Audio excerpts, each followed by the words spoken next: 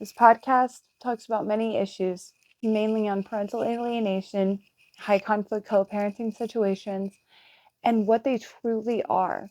This episode will pertain graphic language, strong content, and some subject matters not suitable for younger audiences.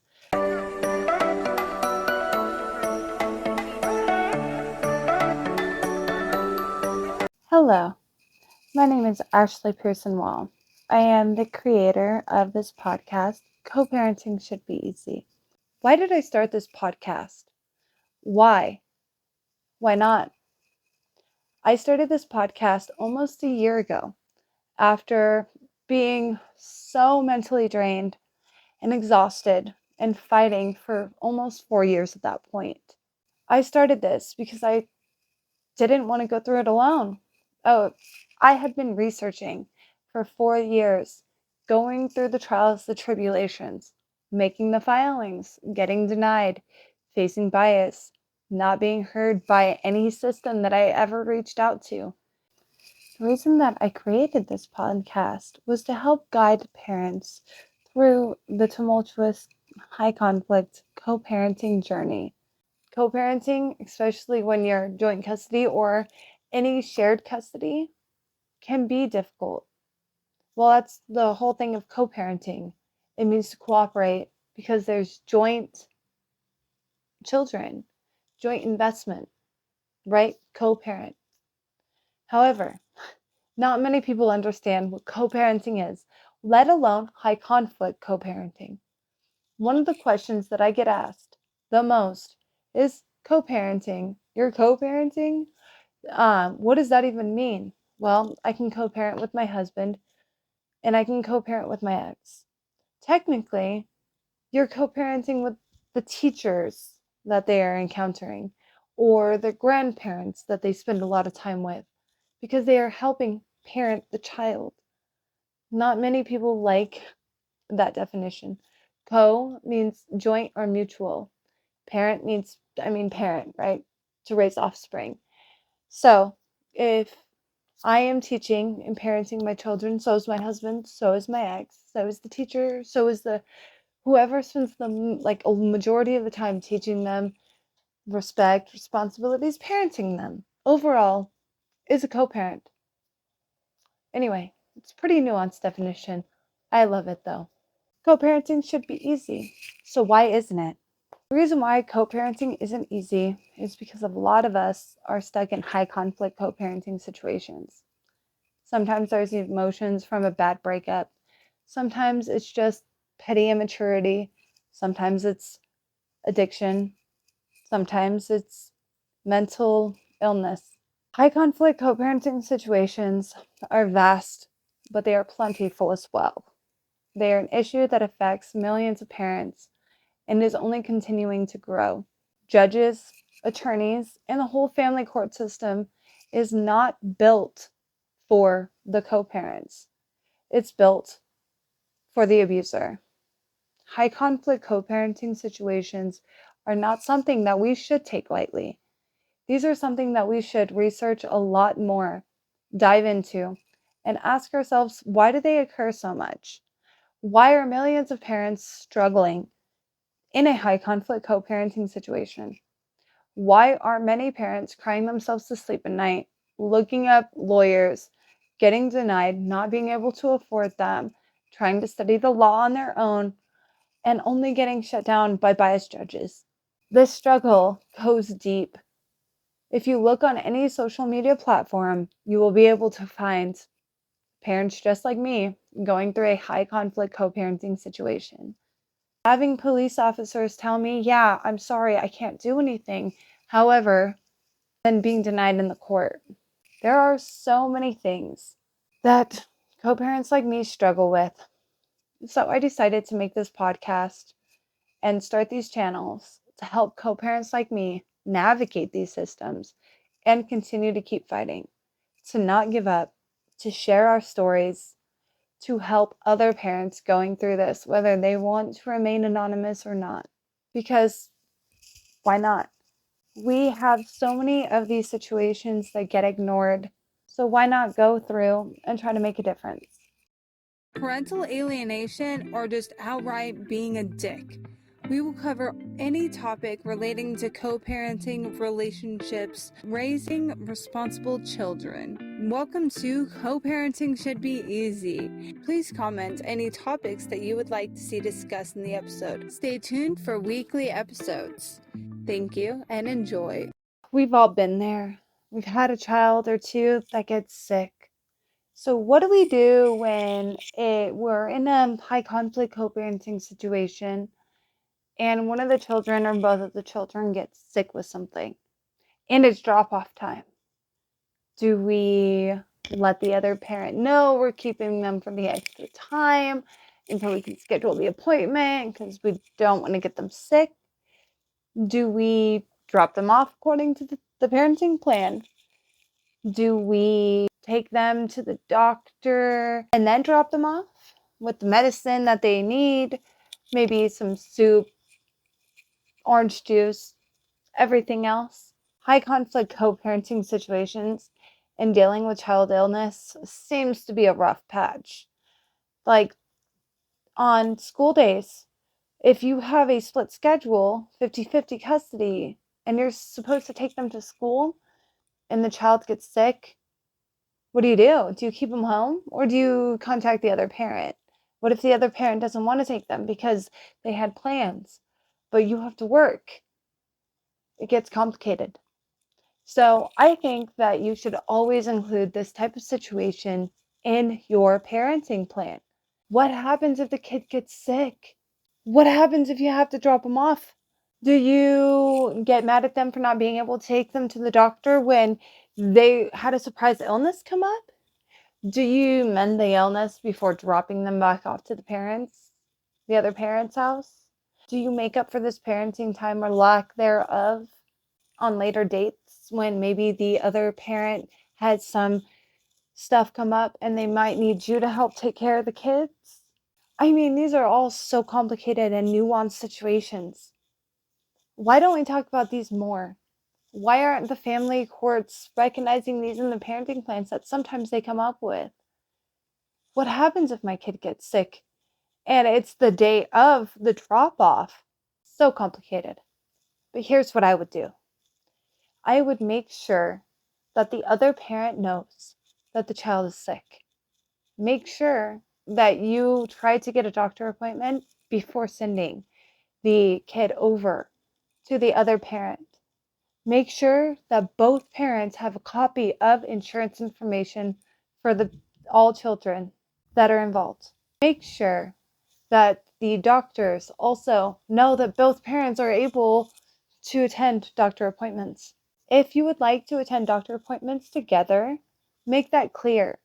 Make it clear that you would like the option, the opportunity to at least attend these doctor appointments. Because it is your right, after all, as a parent, even on their day, when the other parent has them. Unless you are so high conflict that that's not comfortable for you, and that's fair enough. I always recommend trying to be at any function that the children are a part of. That way that both parents are informed. That both parents need to be informed of any medication the children are on, any illnesses that they may have, any information regarding insurance in case of emergencies, anything. This is part of communication that high conflict co-parenting situations struggle with. I don't know how to remedy it if the other parent isn't going to give that information to you, besides making sure that you have your own for them. That means they might have two forms of insurances that are being paid for. That doesn't matter, as long as the kids are fully covered in your house and their house. Accidents happen. Kids get sick. Kids fall down. Kids bump things. Kids break things. We need to be able to be prepared in emergency situations and always have emergency information or insurance information available. That should be between both parents involved, high conflict or not. That should be a very, very clear thing that the legal system puts into place and is highly disciplined on and definitely enforces. High conflict co-parenting situations are already tough enough to navigate. We have daily schedules, we have diets, we have everything else, we have homework. And yet, this is just one other little thing that happens to be one of the most important things that high conflict co parenting situations seem to fight over the most. How do you handle these co parenting situations? How do you handle them with grace? Sometimes it just comes down to being 100% independent of the other parent, not relying on them for any information such as insurance or otherwise. Going and getting your own copies, whether you have to pay for your own insurance or get your own copies any way that you can. Sometimes co-parenting is a little harder than we would like it to be. However, sometimes we can make it a little easier by not relying on the other co-parent as much as possible. I know that it's not always going to work. Co-parenting, especially when you're joint custody or any shared custody, can be difficult. I hope that this helps kind of ease the situation when it comes to sick kiddos and high conflict co-parenting situations. It's not always easy, and it's even worse when you have to deal with the consequences of the kid and the goop and the all of the messy things that come with the kid getting sick and then trying not to get sick yourself. And it's even worse when you get sick. Then the doctor appointments, the cleanups, the taking care of the children becomes 10 times harder because now you're fighting something as well. Anyway, with all that being said, that'll be at the end of the sick kids section. Hi, thank you for listening to this episode of Coffee and Co-Parenting. If you would like to support the show and help me grow, please click the link below that says buy me a coffee or support the show. Both buy better equipment, upgrade my software, or just even make updates to the website itself. What is parallel parenting? Parallel parenting is essentially when the conflict in the high conflict co-parenting situation has gone so high that you decide you're going to parent your way and they are going to parent their way. This will probably include a little bit of gray rocking and other sorts of detachment from the co-parenting situation. You guys might be curious, what is gray rocking? Gray rocking is basically only communicating or low communication, like I'm in. Only communicate when you need to about the kids, not about you, not about your life, not about anything personal, only about the kids. This is a very, very, very beneficial because you are able to leave out personal information or emotions out of the conversation. Basically, write everything like a work email. Simple as that. If you keep it very professional, imagine the court's going to see everything because eventually they probably are. So write it as professionally as you possibly can. Don't cuss, don't be angry, don't make it about your personal feelings. List the best interest factors and keep in mind the best interest factors of the children. I think it's best to find a co-parenting plan and get everything solidified as possible. Make it as detailed as possible. This would include the pickup times, drop-off times, specifications such as location, witnesses, if there will be any documentation. Also, you might want to include who's allowed to pick up the children from school, etc., etc. Anything important to you, holidays, vacation days, who gets them on their birthday on what year, taxes, schedules, special events, all of it, so that everything is as detailed as possible. I also suggest updating this every 6 to 12 months, if possible. Do it through the court. Most likely, you will have a court case open in this situation. Now, the reason why I'm against parallel parenting does not work. It only creates more conflict and confusion for the child. The child gets a set of rules at mom's house or dad's house, but not at the other parent's house. Why? And then they get confused. And then they start hearing things. The parent will start to hear things about the situation over at the other parent's house from the children. And then that leaves them confused or left with nothing that they can do, sometimes angry. Parallel parenting is just basically saying, in my eyes, in my opinion, that I don't want the conflict. I don't want to talk to you anymore. Just do it your way there. I'll do it my way here. We'll just go our separate ways. But this can incur more consequences, such as not sharing information about the children, not being able to actually properly communicate because you're just saying, I give up. Not having a set parenting plan that the courts can also follow. Having the same rules, boundaries, expectations, levels of respect. Not having the same schedules, especially for younger children. This could be detrimental. Not having the same bedtimes, all of this. So if you're in a high conflict co-parenting situation and you're thinking about parallel parenting, it's up to you. However, always weigh the pros and cons.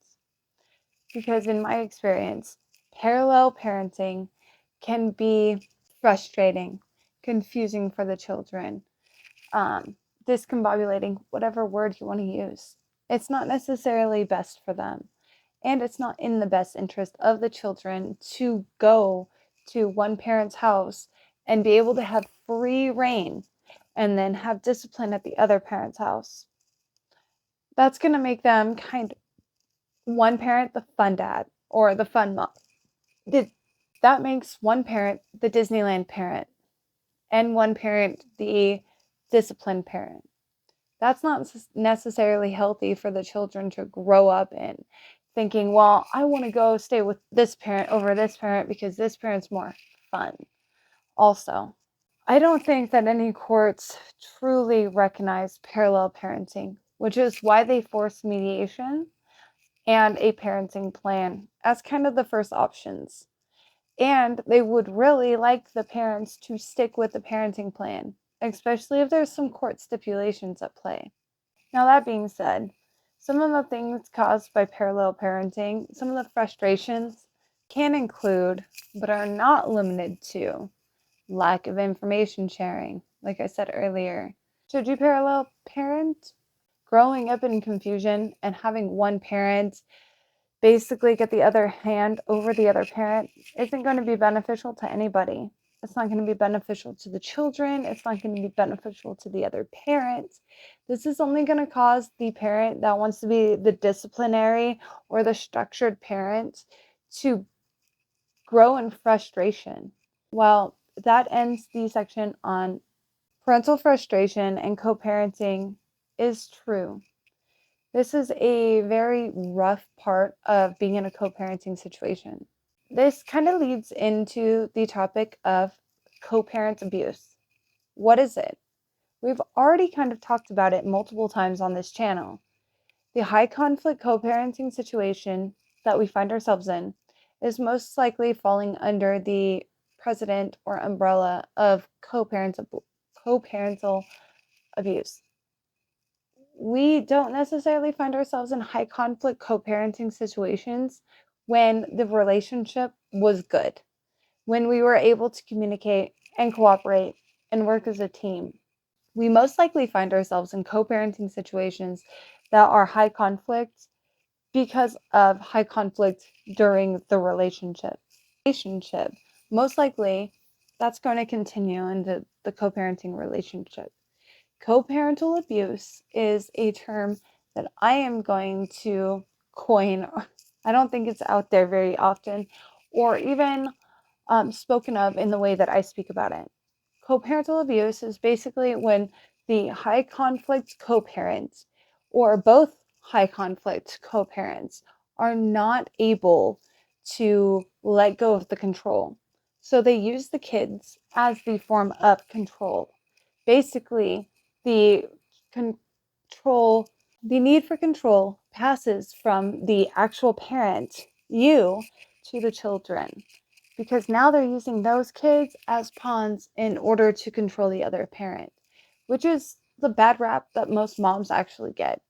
Dads don't seem to get this rap that moms get. So most moms are considered the parental alienator or the manipulator or the liar, instead of the dads having some sort of role to play as well. Like they walk away, they don't want to be there, they don't want to pay the child support, all of the things, right? So both parents can be bad, or most likely there's one parent that is causing all of the high conflict situations to occur. They're not passing along information. They're not attending these school events. They're not cooperating with you when it comes to schedules, diets, bedtimes, anything, right? Uniforms. They're not cooperating when it comes to the best interest of the child, per se. So they're causing all of these situations, and even friends and family start to see that sometimes the situations don't need to go the way that they went if one parent would have just relinquished their sense of control. So, or did not cause a conflict to begin with.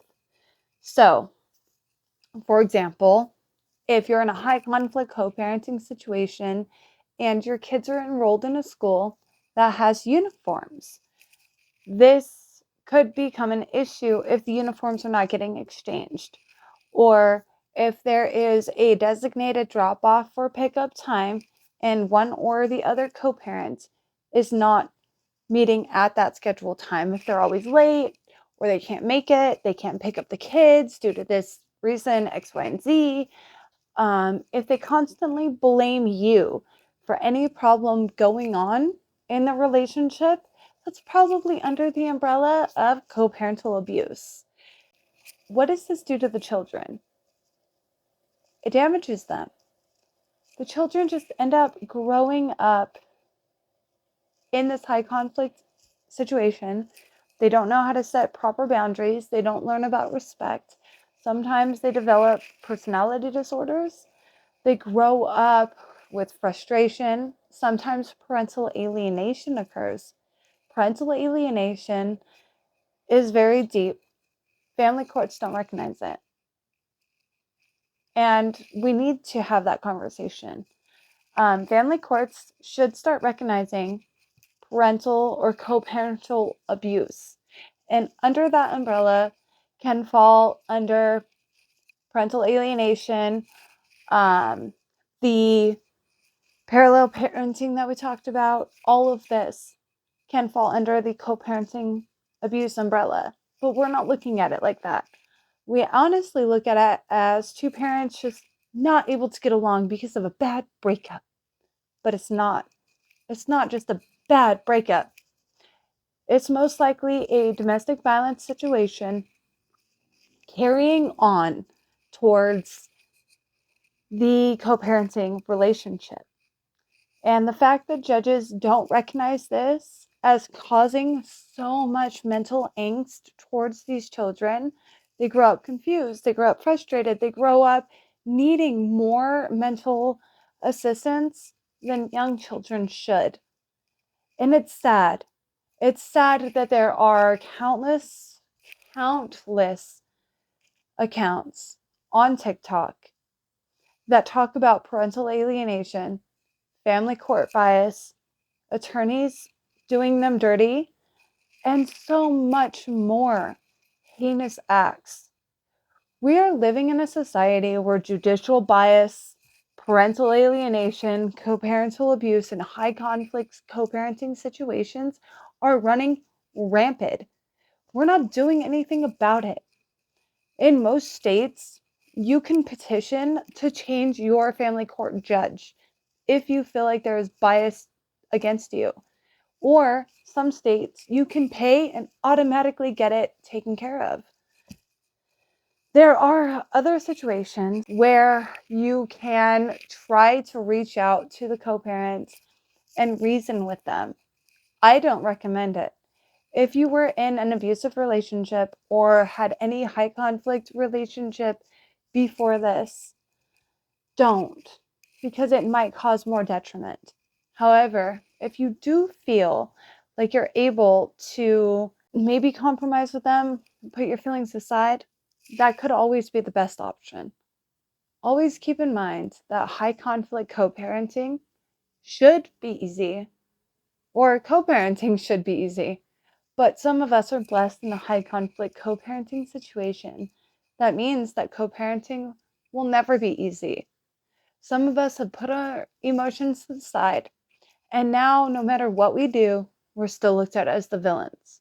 We're not. We're not bad parents. We're not the villains. Just because we have to deal with a high conflict co-parenting situation doesn't mean that we're the bad ones. In fact, we're probably fighting the hardest. It's moms, it's dads, sometimes grandpas and grandmas have to deal with this too. Parental alienation goes deep. You could be alienated from friends, family, your children, your grandchildren. I also want to say, if you are in a high conflict co-parenting situation and you just need somebody to talk to, or you need to share your story, or you're fighting and you want to share your story, just like me, please reach out to me and let me know. I'm always here to have open discussions, talk about these situations, spread awareness, and maybe make some changes. Thank you for tuning in to this episode of Coffee and Co-Parenting. If you would like to support our show, there is the link below that says support the show. It'll take you to the Buy Me a Coffee area or website where you can donate to the show directly. If you would like to be a part of the show, please give us a like and a follow. You can DM me on Facebook under Co-Parenting Should Be Easy, as well as TikTok, Instagram, or X. If you would like to be a part of the show, as well as if you'd like to be a guest on the show, please send me an email to coparentingshouldbeeasy with an EZ, that is COPARENTING,